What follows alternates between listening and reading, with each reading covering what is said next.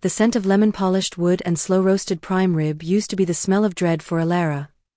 It was the olfactory signature of the Hawthorne family Sunday dinner. A weekly institution as rigid and performative as a Broadway play, where she had always been assigned the role of the stagehand, unseen, unthanked, but expected to ensure the show went on without a hitch. This particular Sunday, the air in her parents' sprawling Boston brownstone was thick with it. From the doorway of the formal dining room, she watched the familiar tableau. Her father, Charles, held court at the head of the mahogany table, a glass of single-malt whiskey catching the light from the chandelier as he recounted, for what felt like the 100th time, the story of closing the Henderson account. Her mother, Eleanor, nodded along with a practiced, serene smile, her eyes occasionally flicking towards the kitchen, silently critiquing the caterer's pacing. And then there was Liam, her older brother, the golden child, whose laughter was always a beat too loud, too eager, a punctuation mark affirming their father's greatness. Alara's hand tightened around the neck of the expensive Cabernet Sauvignon she'd brought, a peace offering she knew would go unaknowounced. Her daughter, Chloe, shifted nervously beside her, sensing the tension that Alara had learned to wear like a second skin in this house. "Ah, Alara. Finally decided to join us." Charles's voice cut through the familial murmur, his eyes sweeping over her with a look that was less a greeting and more an appraisal, and one she was used to failing. "I was beginning to think you'd gotten lost in one of your projects again." The subtle emphasis on projects was a masterclass in condescension. Her successful freelance graphic design business, which had landed a major national ad campaign, was a project. Liam's middling career in middle management at a firm their father had connections with was building a legacy. "Traffic on I-93 was worse than usual," she said, her voice even, placing the wine on the sideboard. It was a non-answer, the kind she'd perfected over 32 years. Don't engage. Don't justify. Don't give them the reaction they feed on. Liam smirked, not looking up from his phone. "Should have taken the helicopter, sis." It was an old, tired jab, referencing a disastrous suggestion from their father years ago that she take a more corporate job with a grueling commute. Eleanor fluttered over, air-kissing near Alara's cheek. "Darling, you look tired. Are you eating properly? It must be so stressful, not having a steady paycheck." Her concern was a weapon, expertly wielded to remind Alara of her precarious position outside the Hawthorne fold of respectable professions. Alara simply guided Chloe towards a seat, helping her with the heavy chair. She met her daughter's worried gaze and offered a small, reassuring smile. "It's okay," she tried to convey silently. "This is just noise." The dinner proceeded with the usual rhythm, a symphony of clinking silverware, thinly veiled boasts, and questions directed at Alara that were designed to highlight her life's perceived inadequacies. She navigated it all with a quiet detachment, her mind already ticking through the checklist for the launch of her biggest client's campaign tomorrow, a project that could define her career. The shift happened during dessert. Charles, emboldened by the whiskey and the captive audience, turned his gaze to Chloe. "And how's school, young lady? I hope you're focusing on your mathematics. We Hawthorns are leaders, not artists." His eyes flickered to Alara for a split second. Chloe, a sensitive and brilliantly creative 8-year-old, shrunk in her seat. "It's fine, Grandpa." "Fine isn't an A," Charles pressed, his smile not reaching his eyes. "Your cousin Oliver is already top of his class in pre-calculus. You need to apply yourself. This family doesn't tolerate mediocrity." That was the line. The invisible boundary Alara had drawn in her soul years ago, the one that separated the insults she could absorb from those aimed at her child. She saw Chloe's lower lip tremble slightly, and the familiar, cold fury began to thaw the numbness she'd wrapped around herself. She placed her napkin neatly on the table. The sound was soft, but in the tense room, it was as decisive as a gavel. "Charles," she said, her voice clear and devoid of its usual defensive edge. She never called him Dad in these moments, it gave him too much power. "You will not speak to my daughter that way." The silence that fell was absolute, broken only by the distant hum of the refrigerator. Liam stared, his fork suspended midair. Eleanor's smile had frozen into a rictus of shock. Charles's face darkened. Excuse me? I am her grandfather, and I will. You will be quiet, Elara interrupted, standing up. She felt a surreal calm, as if she were watching the scene from outside her own body.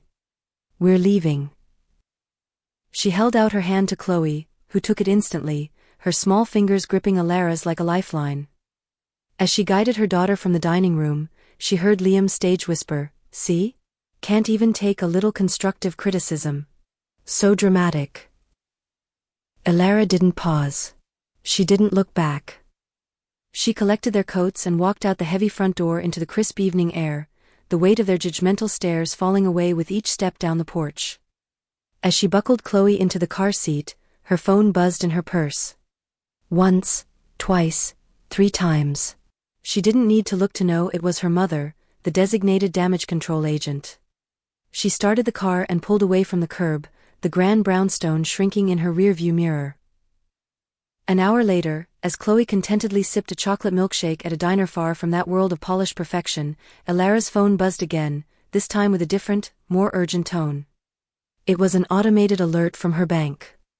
A payment had been attempted on a credit card she'd lent her parents for an emergency years ago, when they had conveniently never returned.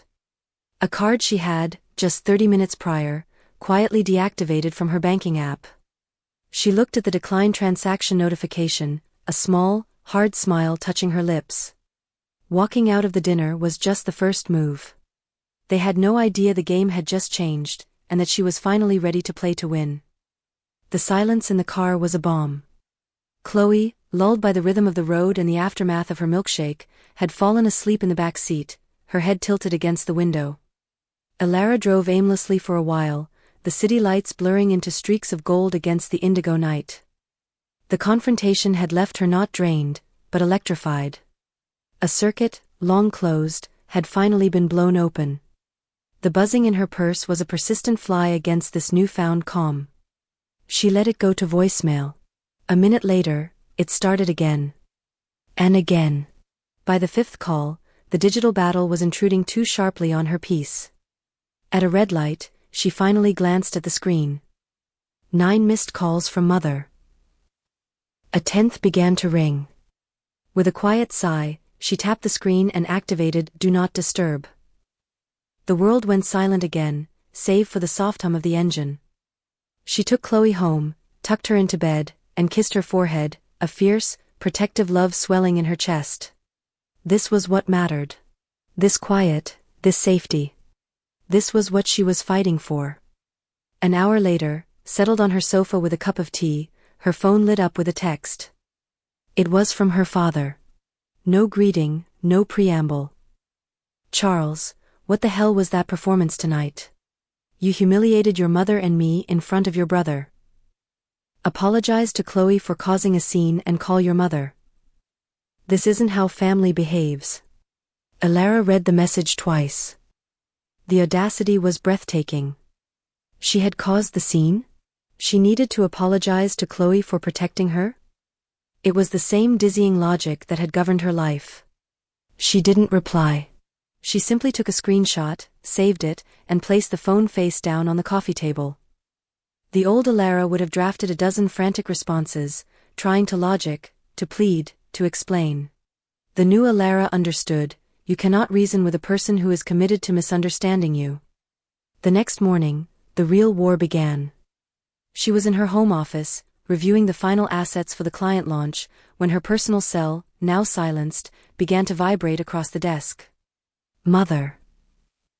Then, a minute later, Liam. Then Mother again.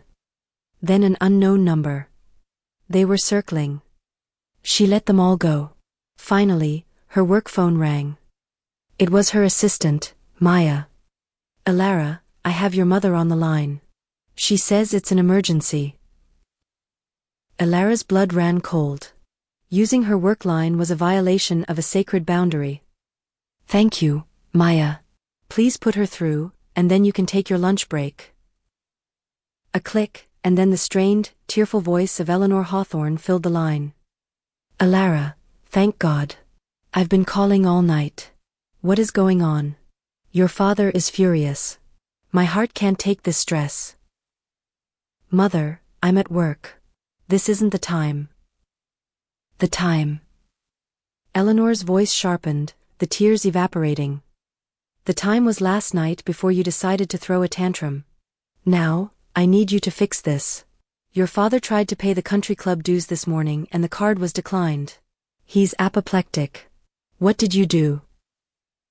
A small, cold smile touched Alara's lips. So, it had begun. The card was mine, Mother. I cancelled it. I suggest you and Father use your own accounts from now on. There was a stunned silence, followed by a sputter. Our own. Alara, you know that account is for family expenses. The club, the charity galas. It's for the family's image. How could you be so selfish? Selfish. The word was a key that unlocked a chest of old resentments. She thought of the family expenses, the luxury cruises her parents took. The designer handbags for her mother.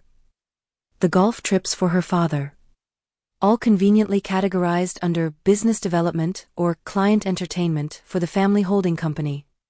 Hawthorne Ventures, an entity that had been largely dormant for years, kept afloat by her father's stories and her own financial contributions. I have to go, Mother. The client launch is today. We can discuss this another time. We will discuss this now. Eleanor's voice was shrill. Or so help me, Alara. Alara ended the call. Her hands were steady. She took a deep breath, centered herself, and dove back into her work. The launch was a flawless success. The client was thrilled. For a few hours, she was Alara Hawthorne, successful business owner, not Charles Hawthorne's disappointing daughter. But the Hawthornes were not done. That evening, as she was reading to Chloe, an email notification popped up on her laptop. The sender was Mitchell Thorne, ESQ, the family lawyer. He'd CC'd Charles and Liam. The subject line was, urgent, matter of Hawthorne Ventures financials. The body was cold and professional. Alara. It has come to our attention that you have unilaterally revoked access to a primary line of credit associated with Hawthorne Ventures, causing significant disruption and potential reputational damage. As a stakeholder in this family entity, your actions require immediate explanation and rectification. Please confirm by 5 p.m. tomorrow that the account has been reinstated and arrange a meeting with your father and myself to discuss governance protocols. Best. Mitchell Thorne. Stakeholder. The word ignited a fire in her. She was more than a stakeholder. After her grandfather's death, she was the one who had revived the shell of Hawthorne Ventures. Her father had been too busy with his board positions, Liam wasn't a details guy, and her mother didn't understand the rough and tumble of business. So, Alara had taken the reins. She'd used her own capital to fund the first projects, her own sweat to build its new, profitable identity in digital consulting. They'd been happy to let her do the work while they enjoyed the spoils, treating the company bank account as their personal trust fund. She didn't reply to Mitchell. Instead, she did something she should have done years ago. She logged into the corporate banking portal and pulled the transaction history for the last 5 years. She created a spreadsheet, and with a cold, methodical fury, she began to categorize every single payment. The country club dues, $45,000 a year.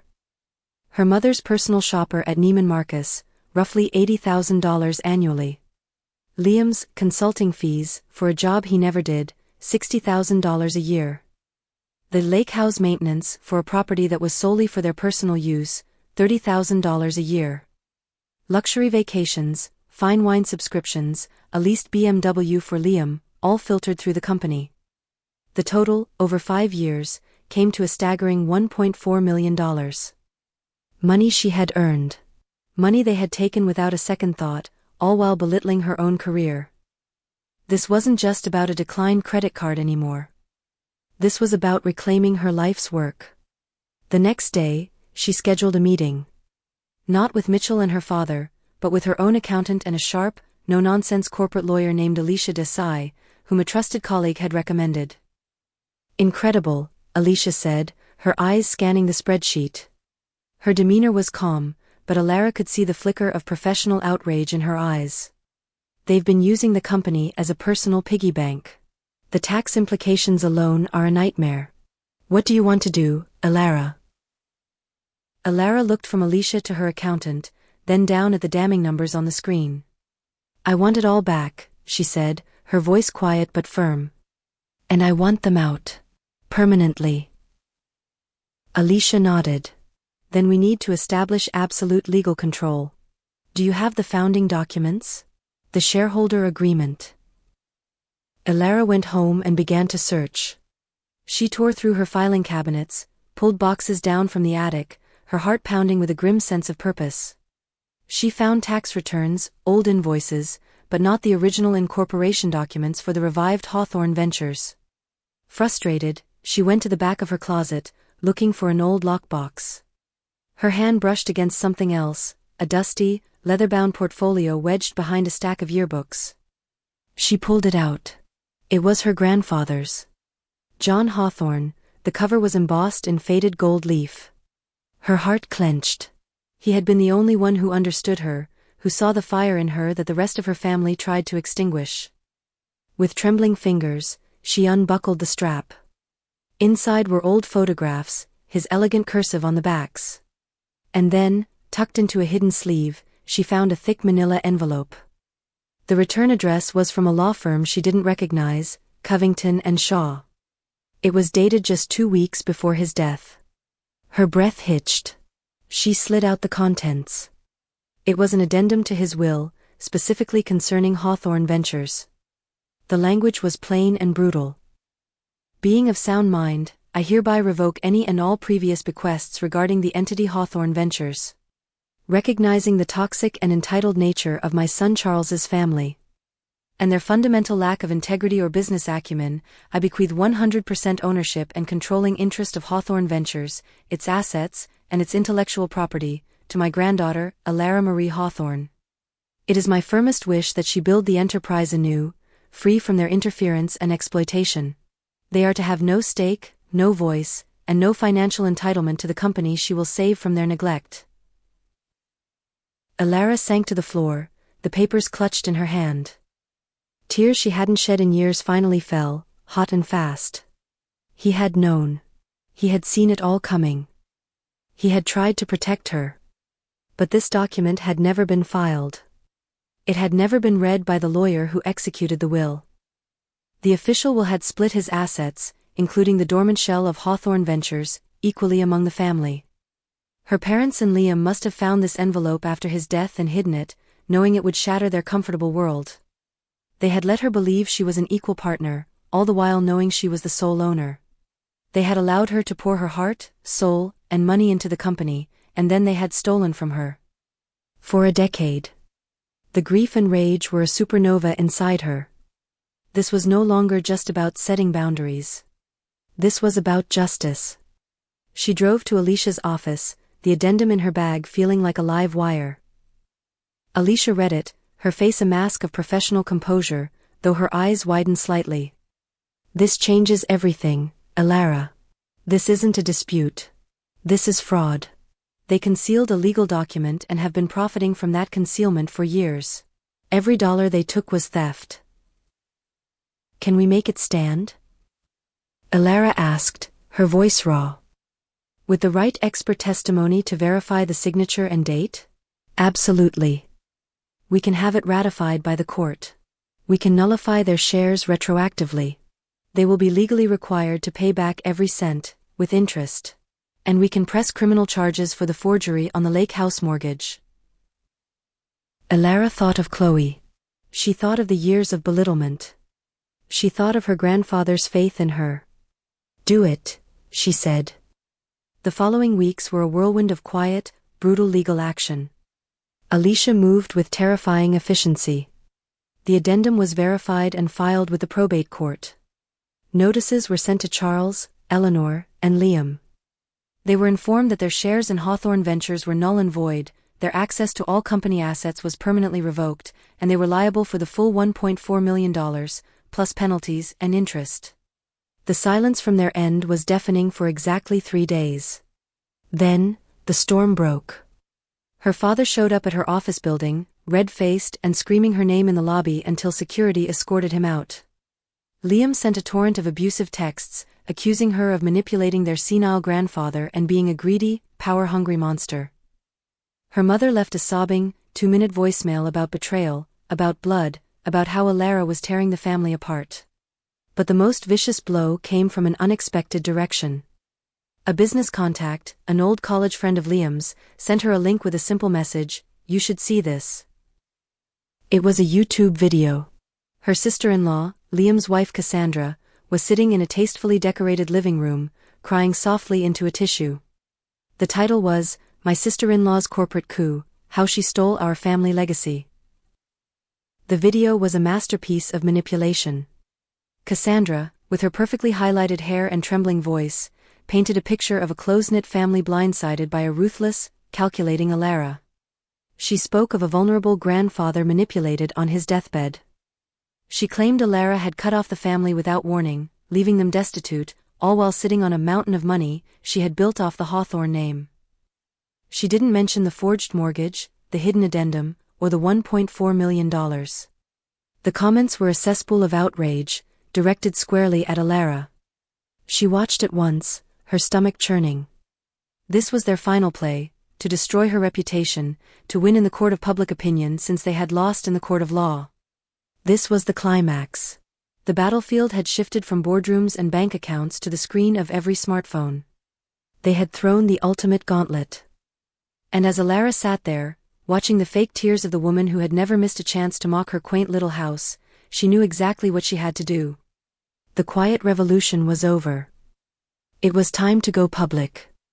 The silence in Alara's home office was absolute, broken only by the faint hum of her computer.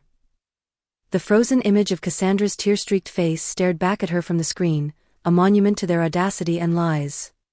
The cold fury that had been her constant companion for weeks now crystallized into something else, a clear, sharp, and unshakable resolve. They wanted a public war? They would get one. But it would be fought with truth, a weapon they had long forgotten how to handle. She did not forward the video to Alicia. Not yet. Instead, she closed the browser tab, took a deep, centering breath, and walked into the living room. Chloe was building an elaborate Lego castle, her small tongue peeking out in concentration. "Hey, sweetie," Alara said, her voice soft, a deliberate contrast to the storm raging inside. "How would you feel about a little trip? Just you and me. Somewhere with no phones, maybe a lake and lots of trees." Chloe's head snapped up, her eyes wide with excitement. "For real? Like camping?" "Like camping," Alara confirmed, smiling for the first time in days. "We can leave tomorrow." This was her first act of the final campaign, securing her daughter. While Chloe buzzed with excitement, packing and repacking her tiny backpack, Alara worked. She composed a long, detailed email to Alicia, attaching the video link and outlining her plan. "I will not be responding to this publicly at this time," she wrote.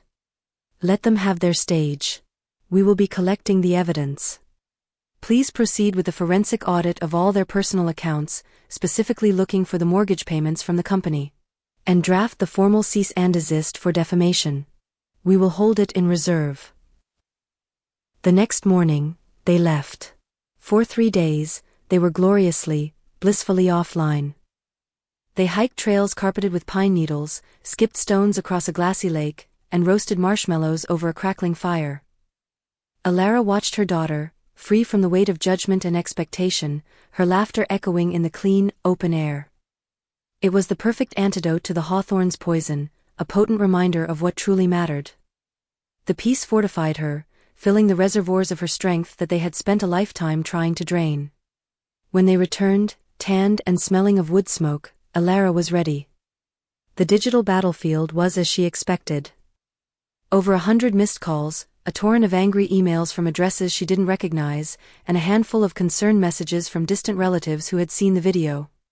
The public narrative was firmly against her. Cassandra's video had been picked up by a minor gossip blog, adding fuel to the fire. The comments were a symphony of vitriol: gold digger, heartless bitch, family is everything, how could she? She ignored it all. Instead, she went straight to the folder Alicia had prepared. It was a masterpiece of legal destruction. The forensic accountant had done his work, tracing a perfect, illegal paper trail, the monthly payments for the forged lake house mortgage, sent directly from the Hawthorne Ventures account for years. He had also uncovered more of her mother's creative accounting, personal purchases on company cards meticulously hidden as office supplies and client gifts, totaling another $80,000. Then, there was the piece de resistance. Alicia had managed to get a sworn affidavit from a paralegal who had worked at Covington and Shaw a decade ago. The woman vividly remembered preparing the addendum for John Hawthorne and sending it via certified mail to his home address. She recalled him being lucid, determined, and deeply saddened by his son's character. The receipt of delivery, with Eleanor Hawthorne's signature, was attached. They had not only hidden the document, they had signed for it. Alara sat at her desk, the evidence laid out before her like a general's battle plan. It was time to end this. She didn't make a video. She didn't post emotional rebuttal on social media. She knew the truth was drier, more complex, and ultimately, more powerful than Cassandra's performative tears. She instructed Alicia to do two things. First, to send a formal, legalistic letter to Charles, Eleanor, Liam, and Cassandra. It stated that due to the ongoing defamation and the discovery of further financial crimes, including the concealment of a legal will and the forgery of her signature, all negotiations were off.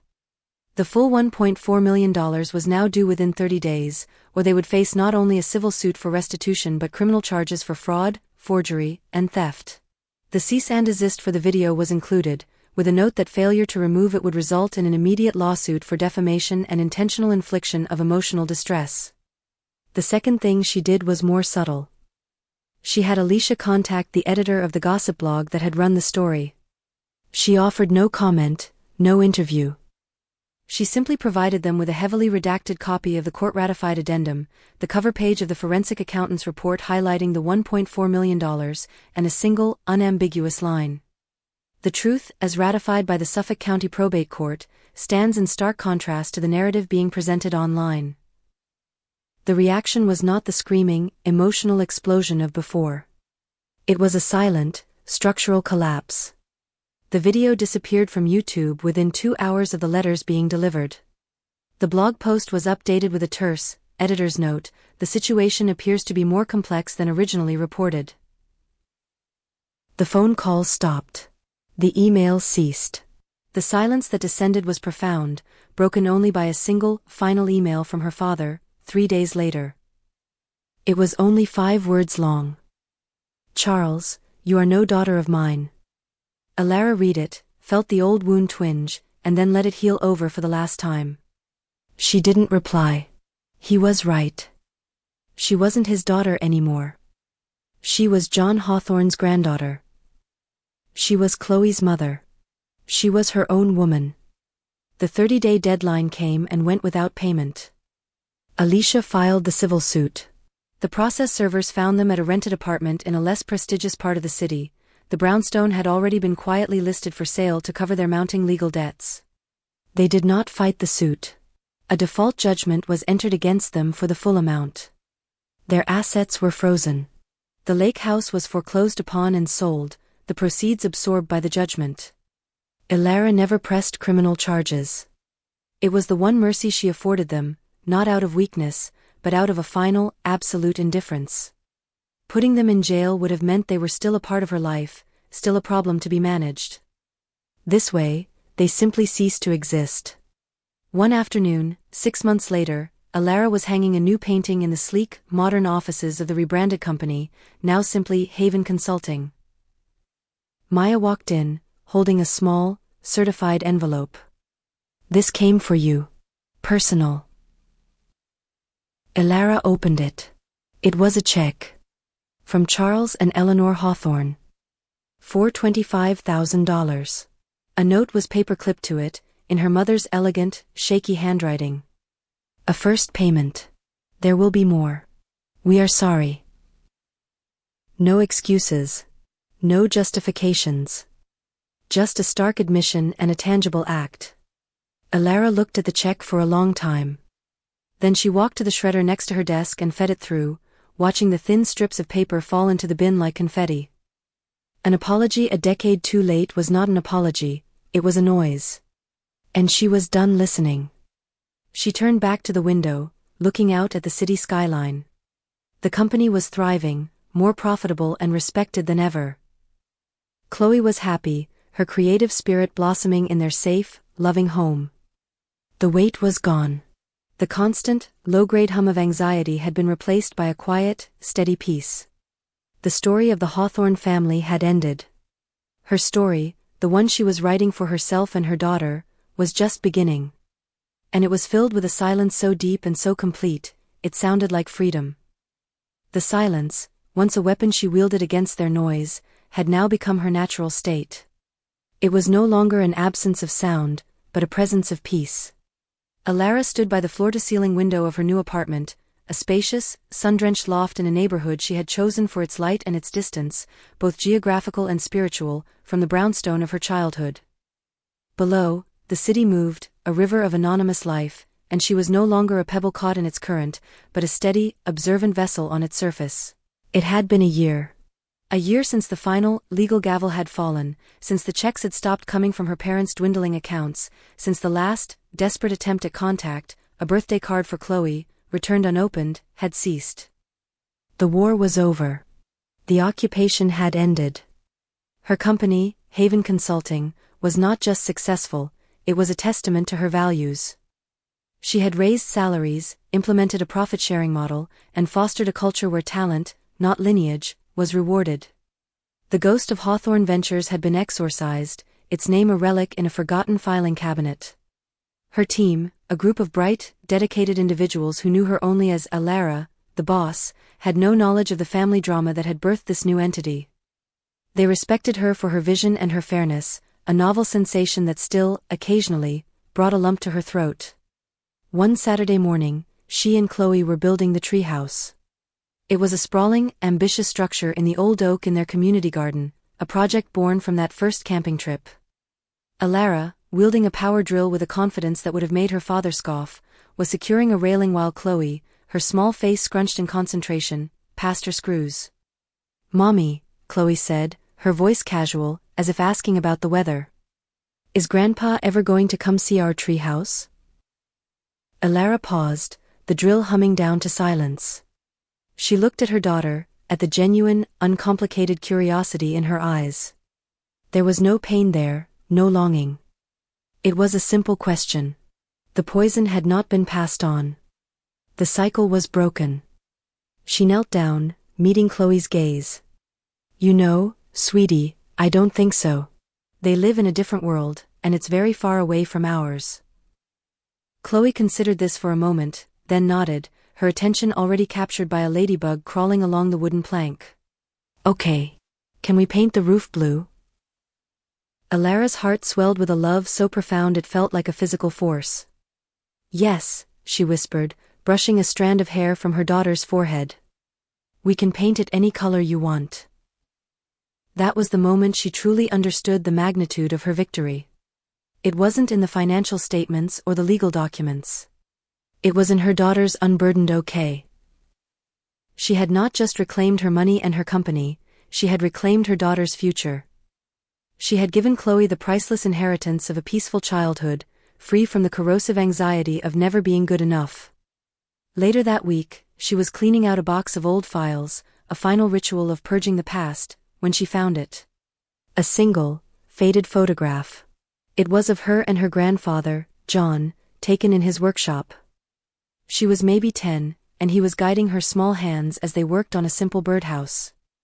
His head was bent close to hers, and she was looking up at him, her expression one of absolute, unwavering trust. On the back, in his elegant script, he had written, "For my Alara. The one who builds things that last."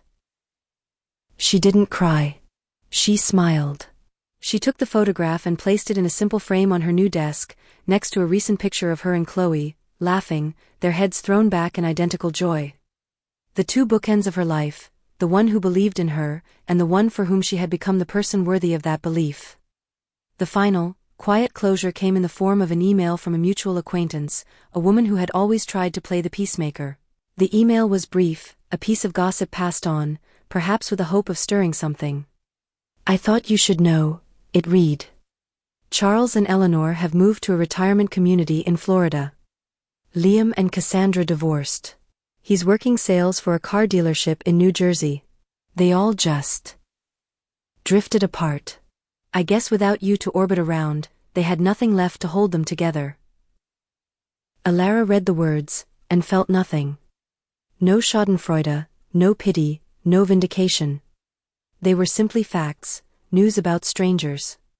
The great Hawthorne dynasty, built on appearance and consumption, had collapsed under the weight of its own emptiness the moment she stopped propping it up. Their unity had never been love, it had been a coalition of convenience, a shared project of using her. Once the resource was gone, the coalition had dissolved. She deleted the email and closed her laptop. She looked around her apartment, at the art she had chosen, the books she loved, the quiet order that was a reflection of her inner self. The air was clean. The silence was deep and nourishing. She had gone to war not for revenge, but for repair. And she had repaired the only thing that truly mattered, herself. The cracks they had made had not just been filled, they had been forged into steel. She was stronger at the broken places. That evening, she read to Chloe, the same book her grandfather had read to her. Her daughter's breathing slowed, evening out into the soft rhythm of sleep. Alara kissed her forehead and walked to the window, looking out at the tapestry of city lights.